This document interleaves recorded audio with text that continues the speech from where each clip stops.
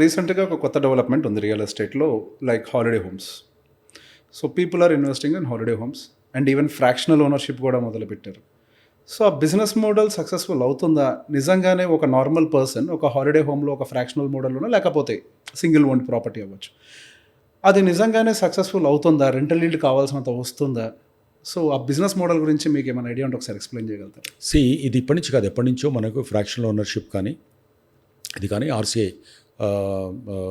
RCI అనేది ఒక group ఉండేది. అది అన్ని రిసార్ట్స్లలో హోటళ్ళల్లో రూమ్స్ని తీసుకొని రూమ్ షేరింగ్ మెథడాలజీ పెట్టుకునేవాళ్ళు. ఓకే. ఆ తర్వాత స్టెర్లింగ్ అనేవాళ్ళు కూడా లాంగ్ బ్యాక్ వాళ్ళు కూడా అలా తీసుకొచ్చారు. You can buy the property and you can enjoy wherever వాళ్ళకున్న ప్రాపర్టీలలో అని చెప్పేసి. ఈ fractional ownership or time share ఏదైతే అంటామో మనము, దీంట్లో ఏంటంటే ఒక్కసారి ఒక దగ్గరికి పోయినాక మల్టిపుల్ ఉండి షేరింగ్ ప్యాటర్న్లోకి దీంట్లో కొంచెం కార్పొరేటైజ్ అవ్వాలి. ఓకే. పూల్ అనేది రావాలి అక్కడ. పాత రోజులలో అలా పూల్ ఉండేది, అది తర్వాత ఎందుకు ఫెయిల్ అయింది ఆర్సీఐ. దీంట్లో ఏంటంటే నా దగ్గర ఉంది, మీ దగ్గర ఉంది, అన్నీ కూడా ఒక దగ్గర పూల్లో ఉంటే people they don't want to stick on to a particular place. నాకు ఒక ఎక్స్పీరియన్స్ కావాలి, మళ్ళీ దిస్ ఇస్ అగైన్ ఎక్స్పీరియన్స్. నేను ఒకసారి ఒక దగ్గరికి పోయినాను అనుకుంటే ఇంకోసారి ఇంకెక్కడ పోయి కొత్తదనం ఎట్లా చూడాలి. దీంట్లో లాయల్టీ ఫ్యాక్టర్ ఉండదు. నాకు ప్రతి సంవత్సరం నేను గోవా వెళ్తాను, నేను అదే రిసార్ట్లో ఉంటాను, అదే ఎంజాయ్ చేస్తాను అనేది ఉండదు. ఆ స్టిక్ చేయడం ఉండదు. హైదరాబాద్లో ఇన్ని రెస్టారెంట్స్ ఓపెన్ అవుతున్నాయి, ఇన్ని పబ్లు ఓపెన్ అవుతున్నాయి. ఇంతకుముందు ఒక దగ్గరికి పోతే నేను డైలీ అక్కడ పోతే అక్కడ దొరుకుతాడు అనుకునే వాళ్ళు ఉండదు. హాపింగ్ అనేది ఎక్కువగా ఇష్టపడతారు మనుషులు. వెస్టర్నైజేషన్ కూడా తీసుకుంటే ఈ సంవత్సరం ఎక్కడికి పోతా ఉంటే వాడు కష్టపడేదంతా పడతాడు, బ్యాక్ ప్యాక్ వేసుకుంటాడు, వాడు ఏదో ఒక కంట్రీకి బ్యాక్ ప్యాకర్ లాగా వెళ్ళిపోతారు. ఇక్కడ కూడా ఏంటంటే అలాంటి వాటికి ఫ్రాక్షన్ ఓనర్షిప్ అనే వాటిల్లో లేదా ఎయిర్బిఎన్బి అనేది అయితే కొత్తగా వచ్చిందో వీటన్నిటిలో దానికి చాలా డిమాండ్ ఉంది. బికాజ్ ఫ్యూచర్ అంతా ఇదిగా ఉంటుంది. కాస్ట్ ఎక్కువ తిరగాలనుకున్నప్పుడు, ఎక్కువ ఎక్స్పీరియన్స్ కావాలనుకుంటున్నప్పుడు you need to have more options and less cost. మనకున్న ఒక మిడిల్ క్లాస్ కూడా ఇవాళ మనం ఎక్కడో ఏదో అంతకుముందు ఏదో పక్కన ఎక్కడో చిన్న బెంగళూరు పోయేద్దామా, ఇక్కడ పోయేద్దామా అనుకునేవాళ్ళు, వైజాగ్ పోయేద్దామా అనుకునేది. Now they are planning outside. So అడ్వాన్స్గా ప్లాన్ చేసుకున్నప్పుడు నాకు కూడా తక్కువ కాస్ట్లో ఎయిర్బిఎన్బి ఉంది, ఒక రూమ్ ఉంటుంది, ఒక 3,000కి వచ్చేస్తుంది. అలాంటిది నీకు ఫుల్ బుక్ అయిపోయినప్పుడు ఈవెన్ దుబాయ్ మార్కెట్ కానీ ఆస్ట్రేలియా మార్కెట్ కానీ చాలా టూరిజం అన్నీ కూడా అలాగే నడుస్తూ ఉన్నాయి. సో ఇక్కడ కూడా ఏంటంటే డెఫినెట్గా దీనికి చాలా డిమాండ్ ఉంది, కానీ లాంగ్ టర్మ్ నీకు దాన్ని కొనుక్కోవడానికి పనికిరాదు. ఐ డోంట్ ఇప్పుడు మహేంద్ర హాలిడేస్ ఉందండి, అంటే ఇట్స్ అ బ్యూటిఫుల్ మోడల్. నేను ఒక్కసారి మహేంద్ర హాలిడేస్లో ఎందుకు ఉండాలి, వాళ్ళ దగ్గర ఎందుకు ఉండాలి, ఇంకోసారి ఇంకో దగ్గర ఉండాలి కదా. సో వాళ్ళకి 10-12 ప్రాపర్టీలు ఉంటాయి, 12 ప్రాపర్టీలతోటే నేను ఎందుకు తిరగాలి 4 లక్షలు 5 లక్షలు కట్టుకొని క్వశ్చన్ వస్తుంది. సో దానికి ఏంటంటే ఇలాంటి ఎయిర్బిఎన్బి టైప్లో ఒకప్పుడు చాలా తక్కువ కాస్ట్లో రావాలంటే ఓయో రూమ్స్ అనేవి వచ్చాయి మనకు. సో మోడల్ ఎందుకు ఫెయిల్ అయిందంటే వాడు పబ్లిక్ ఇష్యూకి వెళ్ళి ఇంకా కొంచెం అటువంటివి చేసుకున్నారు, కానీ మోడల్ ఇప్పటికీ సక్సెస్ఫుల్ మోడలే. ఒక 3 అవర్స్ 4 అవర్స్ ఏదన్నా మనం ఎక్కడన్నా ఫ్రెష్ అప్ అయ్యి ఏదైనా వెళ్ళాలనుకుంటే నీకు తగ్గట్టుగా ₹1,000 నుంచి ఎక్కువ దాకా ఉంది. బట్ రాను ఏమైందంటే అదంతా లో క్లాస్ ప్లస్ ఆ డిఫరెంట్ పర్పస్లో వాడుతున్నారు అనే దాంతో ఫెయిల్ అయిపోయింది. సో బట్ ఆ బ్రాండ్ దెబ్బతినకుండా ఉండే దాంట్లో ఇప్పటికి కూడా ఎయిర్బిఎన్బి బయటికి వెళ్ళినప్పుడు రిచ్ క్లాస్ నుంచి అందరూ వాడుకుంటున్నారు. తర్వాత హోమ్ స్టేస్ వచ్చినాయి, తర్వాత వెకేషన్ స్టేస్ వచ్చాయి. అంటే ఎక్కడన్నా వెకేషన్ కోసం ఉంటే దాంట్లోకి వచ్చినాయి. ఇప్పుడు నార్త్ ఈస్టర్న్ స్టేట్స్లో కూడా నేను ఒక పేపర్ ఇచ్చాను వాళ్ళకు. అక్కడ ఏదన్నా ఒక 500-600 మందితో 1000 మందితో పెట్టాలంటే అక్కడ ఎక్కడ అకామిడేషన్ సరిపోవట్లేదు. పోనీ అలా పెట్టుకొని ముందే తీసుకొచ్చాలంటే రిటర్న్ ఆన్ ఇన్వెస్ట్మెంట్ కంటే అది పికప్ అయిన దాకా ఎలా దాన్ని భరించాలి అనేది ఒక క్వశ్చన్ వస్తుంది. ఫస్ట్ లాజిస్టిక్స్ ట్రాన్స్పోర్టేషన్ ఒక ప్రాబ్లం అయితే సక్సెస్ఫుల్ మోడల్ చూపించాలంటే అది ఇంకొక ఇష్యూ లాగా వచ్చేసింది. ఓకే. సో దాంట్లో నేను సజెస్ట్ చేసింది ఏంటంటే first let's go with tents లాంటి వాటికి వెళ్ళొచ్చు. ఓకే. రెండోది ఈ టైం షేర్లోనే మన కొన్ని కంట్రీస్లో ఏం చేస్తారంటే వాళ్ళు ఒక 100 రూమ్ హోటల్ ఉంటే ఒక్కొక్క రూమ్ ఒక్కొక్కళ్ళు కొనేసుకుంటారు. Okay. Not for them, they will give to a company, దాని మీద వచ్చిన ప్రాఫిట్ అంతా కూడా వీళ్ళకి ఇస్తూ ఉంటారు. ఓకే. ఇట్స్ కైండ్ ఆఫ్ ఒక స్టేకేషన్ వీటిలలో కానీ అటువంటి వాటిలలో వాళ్ళు అవి కొన్న తర్వాత you'll be fractional owner into that. దాని మీద వచ్చిన రెవెన్యూను ఆ company will distribute it to the people. 100 room hotel ఉంటే 100 మెంబర్స్ ఓనర్స్ ఉంటారు దాన్ని. సో నీకు ఏదైనా కావాలంటే మళ్ళీ అప్పుడప్పుడు పోయి ఉండొచ్చు అనే discounted price or something like that. So ఇది అనమాట. సార్ మీరు రియల్ ఎస్టేట్ ల్యాండ్స్ అమ్మారు, ఇప్పుడు అపార్ట్మెంట్స్ కూడా కడుతున్నారు. గవర్నమెంట్ ప్రాజెక్ట్స్లో ఒక్కసారి మీకు చేతులు కూడా ఖాళీ అనేది ఒక ఇంటర్వ్యూలో చూశాను. చేశారా మీరు గవర్నమెంట్ ప్రాజెక్ట్స్ ఇంతకు? నేను ఈ కన్స్ట్రక్షన్లో ఎప్పుడో నేను గవర్నమెంట్లో వెళ్ళి ఇన్ఫ్రాస్ట్రక్చర్లో ఉన్నాను. ఓకే ఇన్ఫ్రాస్ట్రక్చర్లో నా లైఫ్ స్టైల్కు దానికి సూట్ కాలా. ఓకే నేను చేతులు కలుచుకున్నాను. But I got a very good name for my railway project. Okay railway project చేశాను. ఆదిత్య బిర్లా అపార్ట్మెంట్స్ కట్టాను. ఓకే రైల్వేలో రైల్వే ట్రాక్ లేయింగ్ కానీ వాళ్ళ బ్రిడ్జెస్ కానీ అంటే రైల్వే రివర్ గ్యాంజెస్ మీద అంటే గంగా మీద కట్టేటువంటి ఒక ఆ బ్రిడ్జ్ లోపల ఎండింగ్ టేల్ ఎండ్ అంటే ల్యాండ్ మీద వచ్చేది ఆ స్లోప్ షోల్డర్ జాయింట్ అంటారు ఇట్లా వచ్చి పడేది. సో దాంట్లో pier cap pile cap pier cap అంటే భూమి లోపల దాని మీద ఉన్న క్యాప్ దాని మీద ఉన్న పియర్ దాని మీద ఉన్నటువంటిది ఆ పైన వాళ్ళు వచ్చి వాళ్ళు రోడ్ వేసుకుంటారు. సో అది RUB road under bridge road over bridge ఇవన్నీ కూడా మేము చేసి వచ్చాను. అలాగే రైల్వే ట్రాక్ లేయింగ్లో ఎర్త్ వర్క్ ఉంటుంది. ట్రాక్ వేసే కంటే ముందు ఎర్త్ వర్క్ అంతా ఉంటుంది కదా, అవి చేశాను. అన్నిట్లలో చాలా చక్కగా మంచి డబ్బులు పొడగొట్టుకున్నాను.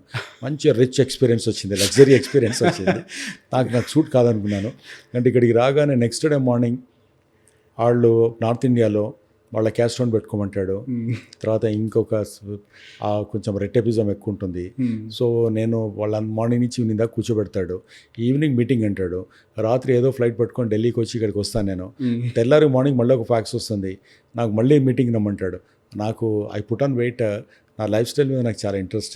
బట్ అన్ఫార్చునేట్లీ నేను పుట్ ఆన్ వెయిట్ 25-30 kgs పెరిగాను ఆ స్ట్రెస్కు. అండ్ అది నాకెందుకో నేను ఇన్ఫ్రాస్ట్రక్చర్లోకి వెళ్ళాలి, దానికి వాల్యూ ఉంటుంది. But it's not my cup of tea అనుకున్నాను.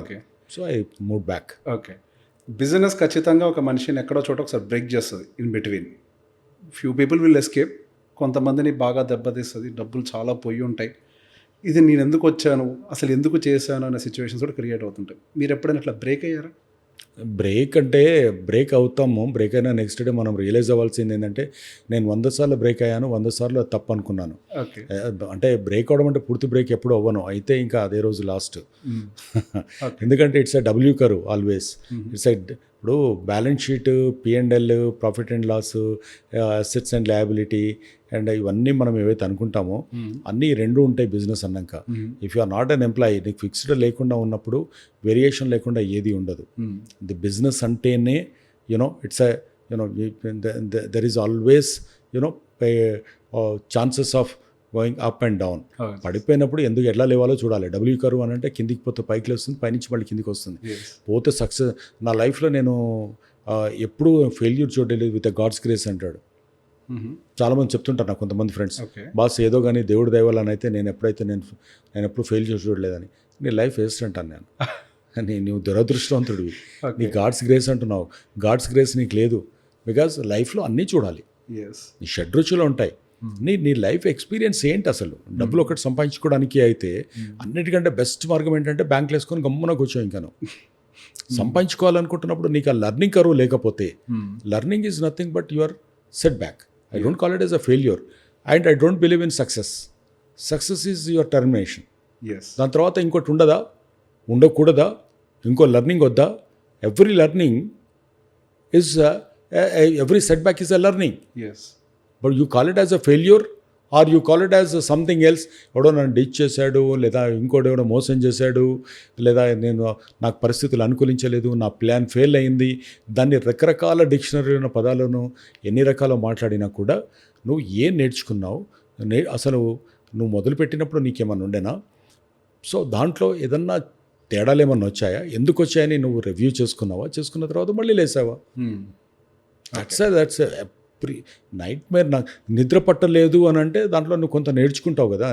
నీకంటూ ఉండాలి. అది నేను ఎవడో గుర్తుపెట్టుకొని నేను ఎంత కష్టపడ్డానో నీకేం తెలుసు అంటే ఎందుకు తెలవాలి? ఎందుకు తెలవాలి పోయి నీకెందుకు? That is a process. వంట వండుతున్నప్పుడు ఉల్లిపాయ తరుగుతూ ఉంటే నీ కళ్ళలో నీళ్ళు వస్తాయి. అది అటువంటిప్పుడు ఏకు నువ్వు అప్పుడు అని వాడకు. If you are feeling that నేను కొండ ఎక్కుతున్నప్పుడు నాకు మోకాళ్ళు వస్తున్నాయి అంటే నువ్వు పోకు మరి పైకి. So that's you should enjoy the process. దాంట్లో నేను చాలాసార్లు ఎగ్జాంపుల్ చెప్తాను. నేను ఒక కార్ డ్రైవర్ ఉన్నాడంటే మార్నింగ్ ఈవినింగ్ దాకా మెరేస్ అని ఏమవుతా సార్ టైర్డ్ ఓకే అంటాడు. బట్ ప్యాషన్ డ్రైవర్ డ్రైవ్ చేసుకుంటూనే పోతాడు. How you look at it? Either that ఆ రకంగా చూస్తావా, నువ్వు ఈ రకంగా చూస్తావా? If it is a pain, if you feel it as a pressure, then you feel it as a pain. If you feel it as a pleasure, you feel it as a bless. Yes yes that's a great satisfaction. Yes true. Sir ఇప్పుడు ఇంతకుముందు ఒక మాట విన్నాను మీ దగ్గరే, ఏదైనా ఆలోచించాలి అని అంటే ఒక్కళ్ళే కారు వేసుకొని వెళ్ళిపోతూ ఉంటారు. ఈవెన్ నాకు కూడా అదొక అలవాటు ఉంది, ఒక్కడే కూర్చొని మాట్లాడుకోవటం, నాకు నేనే మాట్లాడుకోవటం. మా ఆవిడ నన్ను చూసి పిచ్చోడు అనేది. అసలు ఎవరితోనే మాట్లాడితే కదా నీకు ఒక స్ట్రాంగ్ ఆర్గ్యుమెంట్ వచ్చేది. అదే. సో నేను ఒక మాట అంటుంటాను సార్, నేను రాంగ్ పర్సన్ తోటి డిస్కస్ చేస్తే నా ఐడియాలజీ పాడైపోతుందేమో అని చెప్పేసి, అది వర్కౌట్ కాదేమో అని చెప్పేసి. సో బేసిక్ ఇట్లా సింగిల్గా వెళ్ళి ఆలోచించుకోవడం వెనకాల ఉన్న మీనింగ్ ఏంటి, ఇంకొకరితోటి డిస్కస్ చేస్తే మీకు ఇంకా బెటర్ ఐడియాస్ వస్తాయి కదా. సో ఇది నేను తప్పు చేస్తున్నాను అని ఒక ఫీలింగ్ ఉంది ఇప్పటి వరకు. సో అది మీరు ఎక్స్ప్లెయిన్ చేయండి, ఎందుకు ఒక మనిషి తనకు తానే ఎక్కువగా ఆలోచించుకోవాలి. ఇక్కడ 2 డిఫరెంట్ పర్స్పెక్టివ్స్. ఓకే. ఇక్కడ వేరే వాళ్ళతోటి మాట్లాడడం తప్పని నేను అన్నాను. వాళ్ళతోటి మాట్లాడాలి, ఎప్పుడు మాట్లాడాలి, ఎలా మాట్లాడాలి అనేది ఓకే. అదొక డిఫరెంట్ ఫిలాసఫీ అగైన్. ఓకే. మనం మాట్లాడుకోవడానికి ఏంటంటే నీ లోపల నీ own experimental, your brain it self is a laboratory. నీ లోపల చాలా నిగూఢంగా, అంతర్గతంగా, ఇన్బిల్ట్ చాలా ఐడియాస్ ఉండి ఉంటాయి. మనం దాన్ని కూర్చొని మనం దాన్ని ట్రిగర్ చేయం. Okay. Okay. So when you sit alone and you recollect and you counter check, నువ్వు మాట్లాడుకుంటున్నప్పుడు ఇన్హిబిషన్ ఉండదు, మొహమాటం ఉండదు, సిగ్గుపోతుంది, ఇది మాట్లాడొచ్చు, అది మాట్లాడుతున్న ఫిల్టర్స్ ఉండవు. ఎదుటివాడితో మాట్లాడుతున్నప్పుడు ఎంత దగ్గర వాడితో మాట్లాడుతున్నా, తల్లి, తండ్రి, భార్య, బిడ్డ, close friend, thick friend, childhood friend, ఎవరితో మాట్లాడుతున్నా కూడా తెలియకుండా ఫిల్టర్ లేకుండా ఉండేది అనేది నేను ఎవరు చెప్పినా నేనైతే నమ్మను. ఏదో ఒకటి ఉంటుంది. ఏదన్నా బాగా క్లోజ్ ఫ్రెండ్ అయితే ఇదేదైనా మాట్లాడితే ఇదేమన్నా అనుకుంటాడేమో, లేకుంటే ఇంకోటి రకరకాల ఫిల్టర్స్ ఉంటాయి అక్కడ. బట్ ఇక్కడ మనకు ఉండదు, బికాజ్ ఇది నీ ఆత్మ, ఎవరు ఇన్నర్ సోల్ నీకు బయటకు వచ్చి మాట్లాడుతుంది. మాట్లాడుకుంటున్నప్పుడు ఏమవుతుంటుందంటే నువ్వు ఏదైనా క్రిటిసైజ్ చేసుకోవచ్చు, ఏదైనా బూస్ట్ చేసుకోవచ్చు, ఏదైనా కౌంటర్ చెక్ చేసుకోవచ్చు. ఫస్ట్ హ్యాండ్లో జరిగేది అలా ఫస్ట్ జరగాలి. దాన్ని టెస్టింగ్ చేయడానికి బయట మనం కొన్ని ఇండైరెక్ట్గా మన కోసం మాట్లాడుతున్నామా, థర్డ్ పర్సన్ ఎగ్జాంపుల్ తీసుకొని అరే వాళ్ళ ఫ్రెండ్ వచ్చినాడు ఈ మాట అన్నాడు అని అంటే వాళ్ళు ఏమంటారు అనేది డిప్ టెస్ట్ చేస్తామా, వయబిలిటీ టెస్ట్ అంటాం, టెక్నికల్ టెస్ట్ అంటాం, లేదా డిప్ టెస్ట్ అంటాం కదా మనం దాన్ని. అది బయట ఏదన్నా మనమే దాన్ని ఏదన్నా అంటే పబ్లిక్ ఒపీనియన్ ఎట్లుంటుంది అని ఒక రకంగా తెలుసుకోవడానికి ప్రయత్నం చేస్తామో పక్కన పెడితే మన ఐడియాస్ అసలు యు ఆర్ ద నీ తలరాత నువ్వు రాసుకోవాలనుకుంటున్నప్పుడు నువ్వు ఒక పని చేయాలనుకుంటున్నావా, ఏదైనా కొత్తగా ఏదైనా చేయాలనుకుంటున్నావా, నీకు హాబీ గురించి మాట్లాడుకుంటున్నావా, నీ లైఫ్ గురించి మాట్లాడాలనుకుంటున్నావా, ప్రాజెక్ట్ గురించి మాట్లాడాలనుకుంటున్నావా, లేకుంటే నీకున్నటువంటి హాబీ గురించి మాట్లాడాలనుకుంటున్నావా, అప్పుడు నీ లోపల నీకు జరిగి అలా కాదు కదా, సో ఇది చేస్తే ఎలా ఉంటుంది, కానీ అది చేసినప్పుడు అట్లా అయింది కదా, అవును అది అరే వీడిని అడిగితే బాగుంటుందేమో, అవును ఆ కంపెనీ వాళ్ళు అలా చేశారు, ఇతను పెయింటింగ్ చేసినప్పుడు ఇలా ఉంది, దీనికి వాళ్ళు అన్నీ బెటర్ కదా, వాటన్నిటికంటే నేను బెటర్ది పెడితే ఎట్లా ఉంటుంది అంటే ఎంత వైల్డ్ అయినా కూడా ఎవడు నవ్వడు. బయట ఎవడైనా కూడా ఎంత దగ్గరోళ్ళైనా కూడా అరే ఏంట్రా ఈ పిచ్చి పిచ్చి ఆలోచనలన్నీ, లేదా చాలా పొగుడుతూనే మన పేరెంట్స్ అంటారు అప్పుడప్పుడు బయటికి వెళ్ళి మావాడన్నీ ఏమేమో ఆలోచిస్తుంటాడు, మావాడు అసలు ఇక్కడ పుట్టాల్సినాడు కాదు, ఎక్కడో ఢిల్లీలోనో అమెరికాలోనో పుట్టాల్సినాడు, అది పొగుడుతున్నారో తిడుతున్నారో మనకు అర్థం కాదు. మన ఫ్రెండ్స్ కూడా అలాంటి స్టేట్మెంట్లు ఇచ్చినవి ఉంటాయి. ఇవన్నీ రాకుండా ఉండాలంటే ఏంటంటే కొంచెం వైల్డ్గా ఆలోచించకపోతే మనకు రాదు. Either you are a trend follower or a trend setter. If you wanted to be a trend setter నువ్వు అవుట్ ఆఫ్ ది బాక్స్ ఆలోచిస్తేనే జరుగుతుంది. నీకంటూ ఒక ఓన్ సిగ్నేచర్ ఉంటేనే అవుతుంది. నీకంటూ సిగ్నేచర్ ఉండాలనుకున్నప్పుడు నువ్వు ఆలోచించుకొని తర్వాత నువ్వు బయటికి మాట్లాడితేనే జరుగుతుంది. నువ్వు ఫస్ట్ ఆలోచించుకొని ఒకటి వచ్చిన తర్వాత అది కరెక్టా కాదా అనే దానికి బయట నువ్వు డిప్ టెస్ట్ చేయి. ఒకసారి ఇండైరెక్ట్గా అది ఇలా ఉంటే ఎలా ఉంటుంది, ఎలా జరుగుతుంది, ఏముంటుంది అని 10 మందిని అడిగినప్పుడు రిలవెంట్గా అందులో చాలా బ్యాలెన్స్డ్గా, న్యూట్రల్గా, ఎలాంటి ఇంబ్యాలెన్స్ లేకుండా మాట్లాడే వాళ్ళ దగ్గర ఏదైనా మాట్లాడి టెస్ట్ చేసుకోవడము. లేదా ఈ రోజుల్లో అయితే అలాంటి దాన్ని నీ మొబైల్లో నీ గురించి తెలిసిన మీ ఫ్రెండ్ ఉంటాడు కదా చాట్ జీపీటీ, వాడిని అడిగితే అప్పుడు చెప్తారు. ఓకే.